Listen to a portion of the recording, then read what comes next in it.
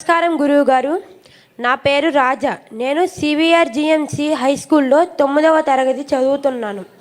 గురువుగారు, ప్రస్తుత పోటీ ప్రపంచంలో విద్యార్థులు అయిన మేము ఒత్తిడిని ఎలా అధిగమించాలి గురువుగారు?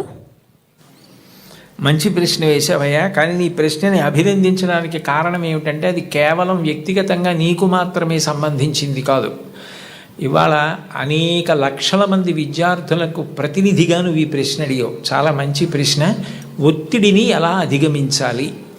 ఒత్తిడిని అధిగమించడానికి ఎప్పుడు రెండు పరిష్కారాలు ఉంటాయి. ఒకటి ఆత్మవిశ్వాసం, రెండు ప్రణాళికాబద్ధమైనటువంటి జీవితం. ఆత్మవిశ్వాసము అంటే నువ్వు చదువుకున్న దాని మీద నువ్వు నమ్మకం పెంచుకోవాలి. నాకు ఇచ్చిన సిలబస్ ఏదుందో దాన్ని బాగా చదువుకున్నాను. మాస్టారు చెప్తున్నప్పుడు చాలా జాగ్రత్తగా విన్నాను. నాకు ఏదైనా అర్థం కాకపోతే మాస్టర్ని అడిగాను. ఆయన నాకు ప్రేమగా చెప్పారు.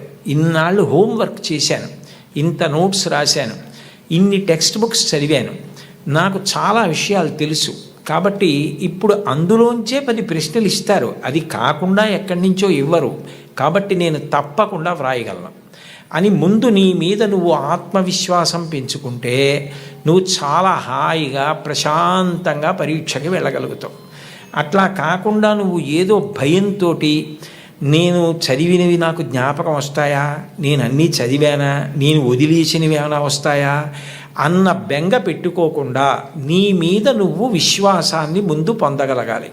2, నువ్వు ఇవాళ పరీక్ష ఉంది అంటే నిన్న రాత్రి నుంచి చదివితే నువ్వు బెంగ పెట్టుకోవాలి, ఒత్తిడి పడాలి. ప్రతిరోజు కూడా నువ్వు ప్రణాళికాబద్ధంగా నేను ఇన్ని గంటలకి నిద్ర లేవాలి అంటే ఖచ్చితంగా అన్ని గంటలకి నిద్ర లేవాలి. నరేంద్ర మోడీ గారి తండ్రి చెప్పులు వేసుకుని ఎడుతుంటే టక్ టక్ టక్, ఆయనే వాడినటువంటి శబ్దం ఇది ఇంటర్వ్యూలో. టక్ టక్ టక్ అన్న శబ్దం వినపడితే గడియారాలు దిద్దుకునేవారట. 4:30 మోడీ గారి తండ్రి వెళుతున్నారని చెప్పి, దామోదర్ గారు వెళుతున్నారని చెప్పి. అంటే అంత ఖచ్చితంగా సమయపాలన అలవాటు కావాలి. ఇన్ని గంటలకి లేవాలంటే అన్ని గంటలకి లేవాలి. ఇన్ని గంటలు నేను చదువుకోవాలంటే ఆ పుస్తకాలు కావలసినవి దగ్గర పెట్టుకుని గడికి లేవడం కాకుండా చక్కగా చదువుకోవాలి. అన్నం తింటే నువ్వైపోయినట్టు, నీళ్లు తాగితే నువ్వైపోయినట్టు, నువ్వు చదివింది నువ్వైపోవాలి. అంటే అంత బాగా చదవాలి.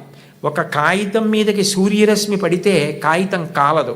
ఒక కుంభాకార కటకాన్ని, భూతద్దాన్ని సూర్యబింబానికి ఎదురుగుండా పెడితే ఆ కాంతి అందులోంచి వచ్చి కాగితం మీద పడితే కొంతసేపటికి కాగితం కాలుతుంది. ఎందుకనంటే వేడి భూతద్దంలోంచి ఒక చోట కేంద్రీకృతం అయింది, కాలింది కాగితం. నువ్వు చదివితే అలా చదవాలి. చదువుతున్నంతసేపు పుస్తకం ఏం చదువుతున్నావో అది నీలోకి వెళ్ళిపోవాలి. భూపసభాంతరాళమన పుష్కళ వాక్చతురత్వము ఆజి బాహాపటు శక్తి ఉన్నంటాడు భర్తృహరి. నీకు అవసరమైనప్పుడు అలా జ్ఞాపకానికి రావాలి. నువ్వు తిన్నది నువ్వెట్లా అయిపోయావో, నువ్వు తాగింది నువ్వెట్లా అయిపోయావో, నువ్వు చదివింది నువ్వు అట్లా అయిపోవాలి. నీకు అలా జ్ఞాపకం ఉండాలి. అలా ప్రతిరోజు చదువుకోవడం నీకు సంతోషం కావాలి. చదువు భారంగా చదవకూడదు. It must be a passion for you. ఎప్పుడు తెల్లారలేద్దాం, ఎప్పుడు చదువుదామని నీకు ఆసక్తి ఉండాలి, ఆతృత ఉండాలి, అందులో ఒక గొప్ప సంతోషం ఉండాలి. అలా నువ్వు టైం మేనేజ్మెంటు, డిసిప్లిన్ను, సెల్ఫ్ కాన్ఫిడెన్స్ నేర్చుకుంటే ఒత్తిడి అన్న మాటే ఉండదు. నువ్వు ధైర్యంగా ఏ పరీక్షకైనా పెడతావు, ఎదుర్కొంటావు. ఎప్పుడైనా ఒకసారి వైఫల్యం లభించిందనుకో, కలాం గారిని తలుచుకో. ఫెయిల్ అంటే ఆయన ఫెయిల్ అంటే పడిపోయావని కాదు, first attempt in learning, FAIL అని డిఫైన్ చేశారు. ఇది మొదటిసారి పొరపాటు జరిగినది. మళ్ళీ చేతిలో మట్టి ముద్ద కింద పడితే భూమిని అంటుకుంటుంది, బంతి పడితే పైకి లేస్తుంది. అలా పైకి లే తప్ప బెంగ పెట్టుకోకు. ఇక పైన అన్ని విజయ పరంపరలతో కొనసాగు. శుభం భూయాత్.